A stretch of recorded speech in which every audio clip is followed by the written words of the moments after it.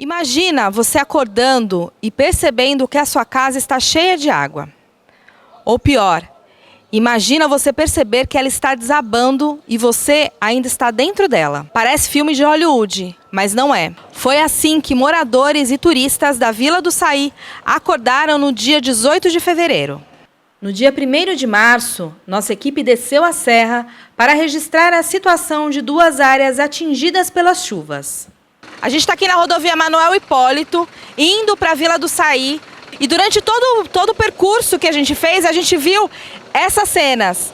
São móveis, colchões, todos espalhados pela lateral da rodovia, que mostram como foi a tragédia aqui durante as chuvas no último carnaval, entre os dias 18 e 19 de fevereiro. É muito triste pensar que todos esses móveis estavam em casas de pessoas que estavam nessa região e que perderam tudo. Quando chegamos na Vila Saí, tivemos a real noção dos estragos deixados pelo temporal. De acordo com Ivanildes Andrade, presidente da Associação de Moradores da Vila Saí, o problema das enchentes não é novo. Há muitos anos, a comunidade cobra uma ação efetiva do poder público. Infelizmente, precisou acontecer essa tragédia para eles botar todo o aparato aqui de CDHU, colocar isso. A gente está pedindo isso há muito tempo.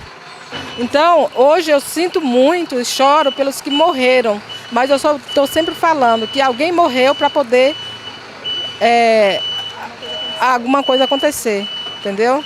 Parece inacreditável, mas a gente tinha pouco tempo que a gente estava falando sobre isso. Vai acontecer, aqui nós estamos numa bomba relógio, vai acontecer alguma coisa aqui e só quando acontecer alguma coisa que eles vão acordar. A presidente da associação diz que não há estatística fiel sobre o número de moradores da vila, mas existem cerca de 800 casas com, em média, 2.500 pessoas. Muitas casas que estavam mais próximas à encosta foram engolidas pela lama.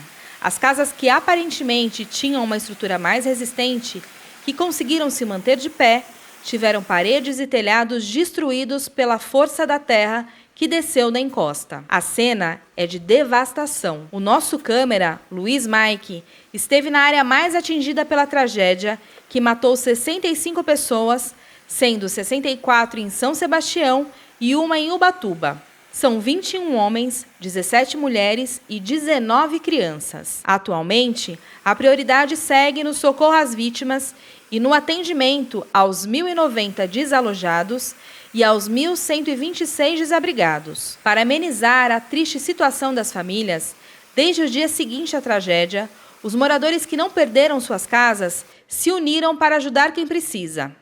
E nessa corrente de solidariedade, a comunidade também tem recebido doações de diversas iniciativas. O G10 Favelas enviou para a comunidade Vila do Saí, uma das mais atingidas pelas chuvas de fevereiro, 10 toneladas de alimentos, um apoio fundamental para esse momento. As ações têm sido permanentes e ela tem contado com a colaboração de pessoas físicas em geral e algumas empresas têm se mobilizado para ajudar quem mais precisa. Então, nós temos feito campanhas de arrecadação com alguns pontos, por exemplo, no Colégio Visconde de Porto Seguro, recebendo doações aqui no pavilhão.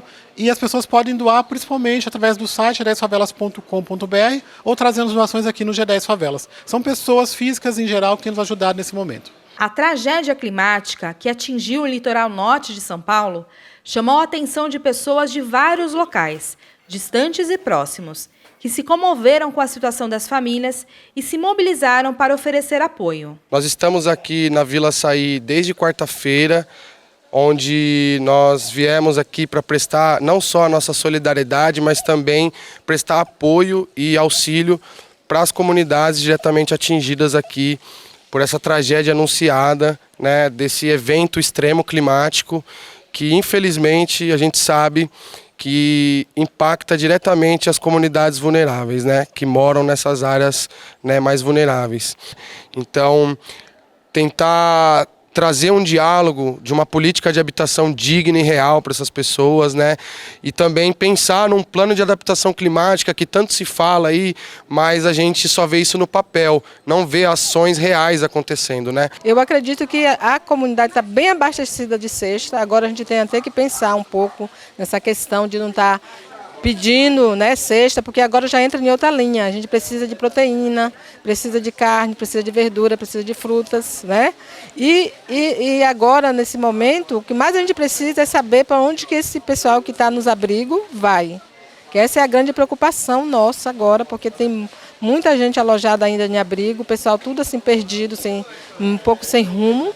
No primeiro momento, com uma reunião assim meio surpresa com o governador do estado, ele falou na possibilidade de realocar pessoas para hotel, para pousada, mas eu já fiquei sabendo que isso não vai ser possível, porque tem pessoas que não querem aderir a as pousadas, alguns hotéis não querem aderir a isso, entendeu? Não querem abrir as portas para colocar essas pessoas.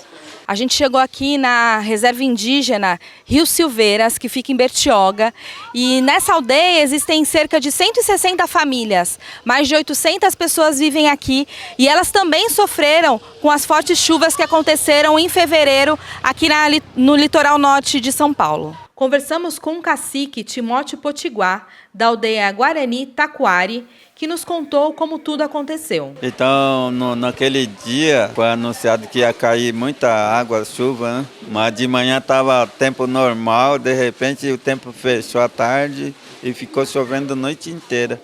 E aqui foi subindo água de madrugada, né? Tipo 3 horas da manhã, a água ficou cheia aqui dentro da aldeia, né? Foi um susto muito grande, né? A perda do material de uso, né? Roupa, cama, geladeira, fogão, televisão e comida, né? O que tinha dentro de casa foi tudo, só não houve perda de vida, né? Aqui ninguém sofreu acidente, crianças, adultos só ficaram assustados, né? Mas entraram em todas as casas, né? A água ficou cheia, né? A educadora Leda, que mora em Boracéia, tem uma relação afetiva com a população da aldeia. Durante anos, ela foi professora da escola que fica dentro da reserva. E hoje é uma das pessoas que apoia as famílias da maneira que pode. A gente sabe que o dono da terra é extremamente esmagado pela sociedade. A sociedade tem uma visão deles de hoje que não é a real. Sabe, eles têm um coração de ouro, eles são aguerridos, são fortes. E tentam proteger ao máximo a cultura. Só que a gente sabe que nós passamos por um período muito forte de muitas dificuldades e eles sofreram muito esses anos. E eles têm uma estrutura boa, sabe? Já foi melhor em outros governos, né? Vamos esperar que agora tenha arrumem de novo, dê mais atenção, não esprema tanto esse povo tão sofrido. Assim como acontece com os povos originários, os moradores das favelas também sofrem com o descaso do poder público.